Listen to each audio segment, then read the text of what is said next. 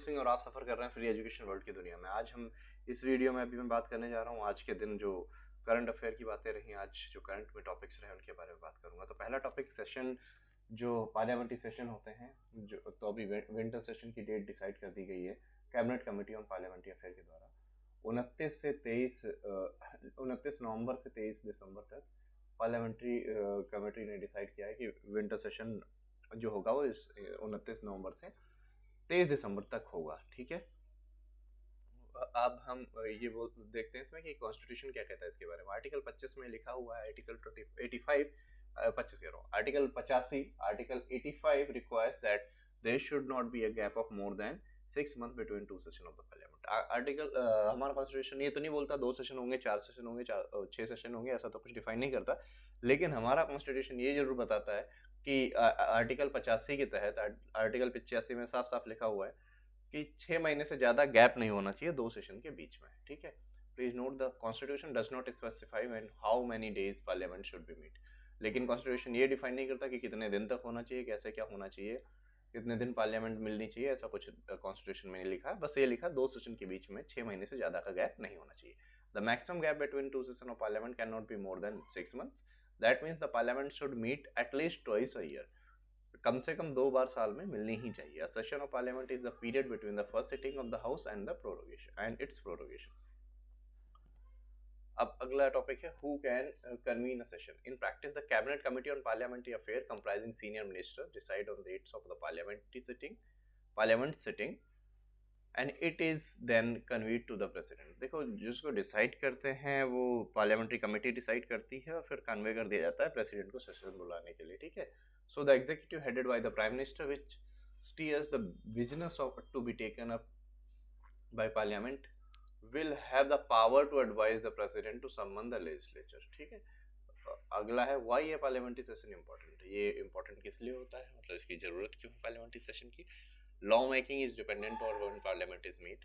कानून बनाने के लिए, देश में डेमोक्रेसी फंक्शनिंग के लिए, इन सब चीज़ों के लिए, लोग कैसे चलने हैं, क्या क्या बिल पास होने हैं, वो सब इन्हीं सेशंस में होता है। ठीक है, चलिए हम अगले करंट अफेयर की न्यूज़ की तरफ बढ़ते हैं। अगली जो आपकी न्यूज़ है वो मुल्ला पेरियार डैम से रिलेटेड है। एक्चुअली पेरियार रिवर पे सिचुएटेड है।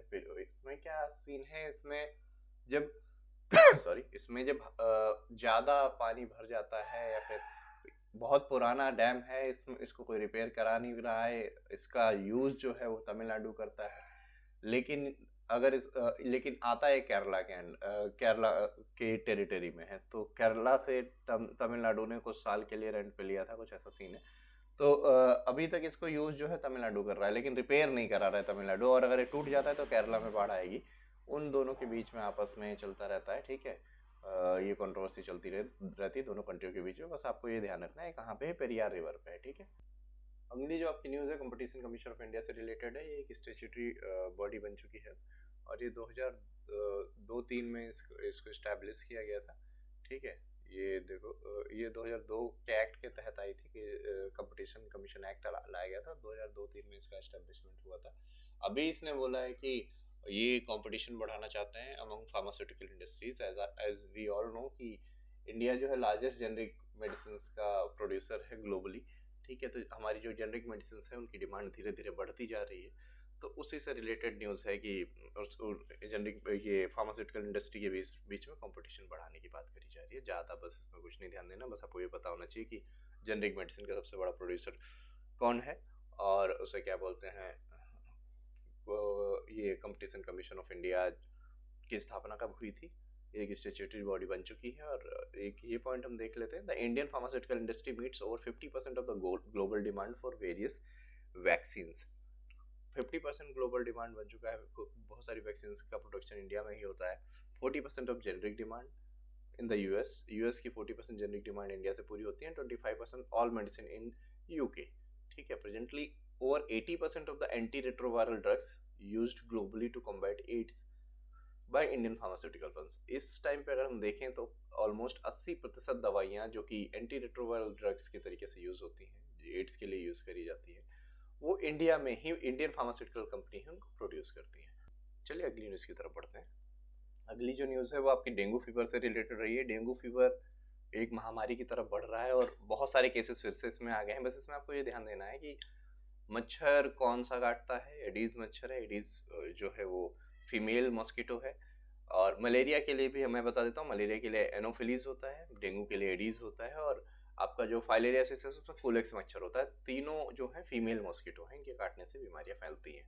ठीक है, और इसके मेजरमेंट वगैरह के लिए क्या क्या कर सकते हैं, कैसे सफाई रखनी है, क्या क्या करना है, वो सब चीज़ें आपको लिखनी हो सकती हैं। लेकिन अभी इसमें इंपॉर्टेंट यही जानना है कि अगर आप प्रीलिम्स पॉइंट से देखें तो बस ये आ सकता है कि ये किन मच्छरों की वजह से फैलता है। ठीक है, और इसमें मेन जो प्रॉब्लम आती है वो प्लेटलेट घटने लगती है, फीवर बढ़ता रहता है, हेडेक होता है, हेमरेजिक फीवर भी होता है कभी कभी। ठीक है, जीका वायरस भी थोड़ा बहुत न्यूज़ में था, जैसे कि उत्तर प्रदेश में केस बहुत सारे बढ़ते जा रहे हैं जीका वायरस के। जीका और डेंगू दोनों साथ साथ बढ़ रहे हैं। जीका वायरस जो है सबसे पहले आइडेंटिफाई युगांडा में किया था 1947 में, बंदरों के अंदर मिला था। कई सारे पेशेंट यूपी में भी मिले हैं इसके, तो इससे ये भी न्यूज़ में था। इस पर भी थोड़ा ध्यान रखिए कहाँ से आया है। कि जीका वायरस में भी हेमरेजिक फीवर टाइप ही होता है, रैशेस बन जाते हैं बॉडी में, फीवर रहता है, कंजक्टिवाइटिस होता है। ये जो कंजक्टिवा वाला पोर्शन होता है, मतलब आई में जो नीचे आंखों में जो सफेद सफेद वाला पोर्शन, उसको कंजक्टिवा बोलते हैं।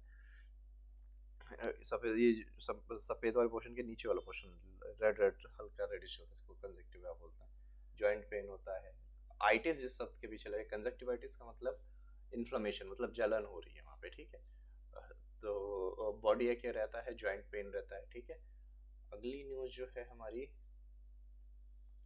यूनेस्को क्रिएटिव क्लाइंट्स, ये कोई खास, हाँ ये एक थोड़ा सा इसमें जानने वाला है कि यूनेस्को क्रिएटिव सिटीज नेटवर्क में उत्तर प्रदेश, हिंदुस्तान में पहली बार कोई शहर का नाम शामिल किया गया है, कश्मीर है। ठीक है, कश्मीर को ऐड किया गया है।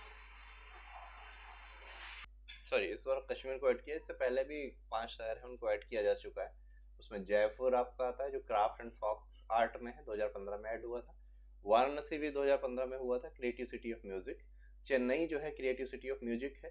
और मुंबई जो है फिल्म सिटी के लिए ऐड हुआ था 2019 में। हैदराबाद गैस्ट्रोनॉमी के लिए ऐड हुआ था। ठीक है, अभी जो है वो श्रीनगर को ऐड किया गया है, तो 6 शहर हो जाते हैं हमारे। एक छोटी सी न्यूज़ थी कि गोवा मैरीटाइम कॉन्क्लेव में क्या हुआ। गोवा इस टाइम जो होस्ट करी गई वो इंडियन नेवी के द्वारा होस्ट करी गई थी। नवल वॉर कॉलेज जो गोवा में है उसने इसको परफॉर्म करवाया था। बस यही है, बस कहाँ पे होस्ट करी थी, किसने होस्ट करी थी, ये थोड़ा ध्यान रखना है। ठीक है, और थीम इसकी भी आ सकती है, थीम है इस ईयर की एडिशन ऑफ जीएमसी। ठीक है, is maritime security and emerging non traditional threats, a case for productive role for IOR. ये नेवीज, ये इसकी थीम रही थी इस बार। ठीक है, बस थीम याद रखिए और ज़्यादा तो कुछ इसमें है नहीं। ठीक है, चलिए आज के करंट अफेयर में बस इतना ही था। मिलते हैं